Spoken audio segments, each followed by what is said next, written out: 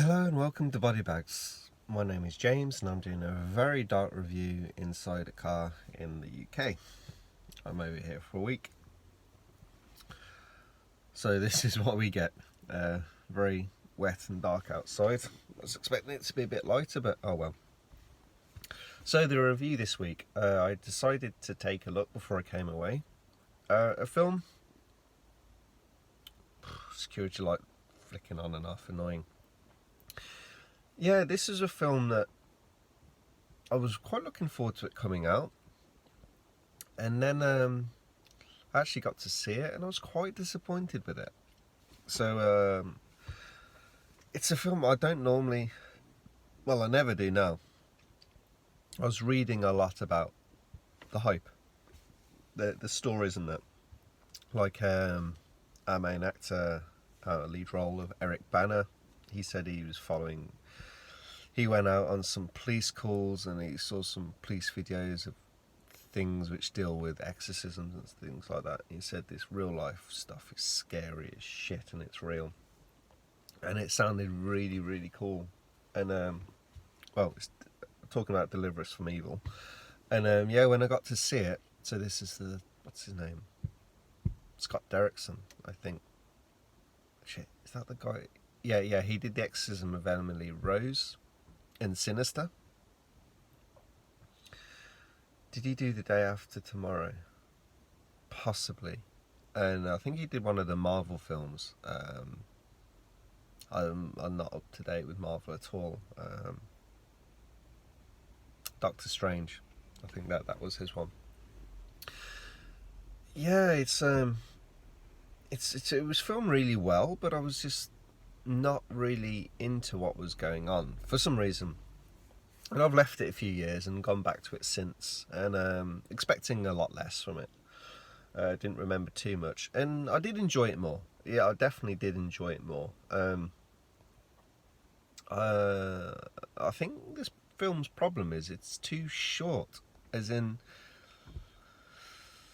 it's not too short running through because you don't want it too long and boring, but the end is very rushed. It feels like, well, let me go back to the start. I'll talk about the film a bit more.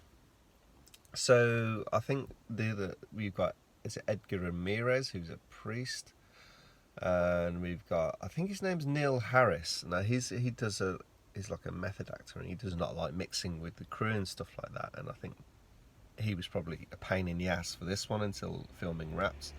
And the same, he did Creep, the UK film, the one in the sewers and that. He's like the creep in that one. Really cool film. But he's in this as well. So we have Eric Bana, who's a policeman in this, and he's out with his partner, and he gets these like senses that things are going to go wrong, and his partner's really pumped for it. He's kind of like an adrenaline freak. They love the fights and so, well, he likes the fights. The partner anyway, he's up for it. Whenever he gets his spidey senses going, he's like, yeah, some shit's going to go down, and it's like you always end up with stitches. Lo and behold, there's something going on this case. Like this guy has been beating this woman and stuff like that, his wife, and yeah, he gets like attacked also, and he gets stitches and stuff like that. But I think the guy escapes. Actually, I can't remember now. No, they chase him and catch him at the end. But then he has some other weird calls. There's this one. There's this woman that threw a baby into the zoo and stuff like that. But before there's a call at the zoo. Yeah, oh, that was it. It's the woman that threw the baby into this pound at one of the zoos. I think it's the lions or something like that. Baby or toddler or something like that. But they can't find where she is. So it's like really late at night. So he's there looking for it, and they see this guy who's doing weird stuff. He's not really. He's like been painting on the walls. They try and track him down, and like runs off, and there's all shit going down with lions and stuff like that. And then they start to piece these things together. So they go to another call, and there's this basically to find these dead bodies.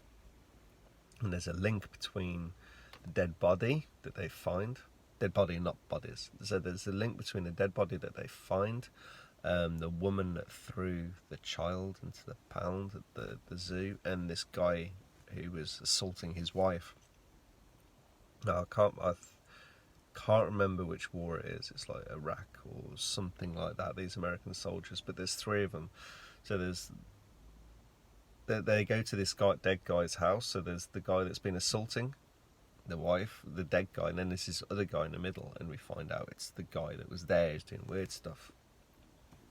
Now at the start of the film, they're in, I think it's Iraq or something like that, and they're in this cave, and they unearth something in there, and maybe it's basically like a possession film, and so they're trying to track him down throughout the film and stuff like that, and there's all these like not rune writings, but all these kind of weird writings that this guy keeps leaving. It's on all these different places where they found the dead body, in this guy's house, in the zoo where he'd been painting and stuff like that. And yeah, it's this he's been possessed basically, and the other guys are possessed. He's like the main possessor, and then these other guys, like, yeah, it affects different people. He can command them to do different things basically, and so they chase him down at the end, but he's kidnapped Eric Bana's wife and daughter, and it's only like Neil Harris's character, the possessed character, who knows where they are, sort of thing, and it's like a race against time. It's like they will die unless blah blah blah. Like, yeah, it's basically one of those films. But like I said, it's kind of quite interesting when it's running through. There's a few eerie moments, but it's nowhere. I think they really wanted to try and make it terrifying, which it really isn't. It's there's a few eerie moments, but not so much, and especially the exorcism. It feels like it's done in 10 minutes. Like, probably on screen it's like 10 minutes, but actually that's like it's real time in 10 minutes. That's what it feels like. It's all done in the middle of a police station, and it's like there's no one coming in and checking what all this noise is. It's yeah, it just makes it fall flat. I mean, it's like probably the hardest part of the film is the third act. Like, it's very difficult to do. I think a lot of films, the weakest act for me tends to be the third act, and this is true to that. It does step down for me, and it's like I said, it feels rushed in it. They need either cut bits from the first part of the film, which they could do. There's a little bit where it drags a bit too long, and then add it to the exorcism scene, make it more interesting. It's like they just do all these stages, and every stage works, and there's no effort. I mean, you look at it's an obvious one to look at and compare. You look at The Exorcist and the fight and the struggle with that. Damn, that's why that film is so good. It's like half the film is the exorcism, and like I think this is where many exorcism films, like, and not all, some have huge amounts of exorcism through the film. Like, I think The Exorcism of Emily Rose, who this director did that film, and that's a huge long exorcism, that film. Yet with this, he rushes it at the end. I don't know. Yeah, it's more like it's an action film with some possession elements, a more dark thriller sort of thing. Of course it's horror, but it's not scary at any point. And exorcisms need to be like really scary. Oh, sorry, all the lights are going off. There we go. Sorry about that. Well, I think that finishes the review enough.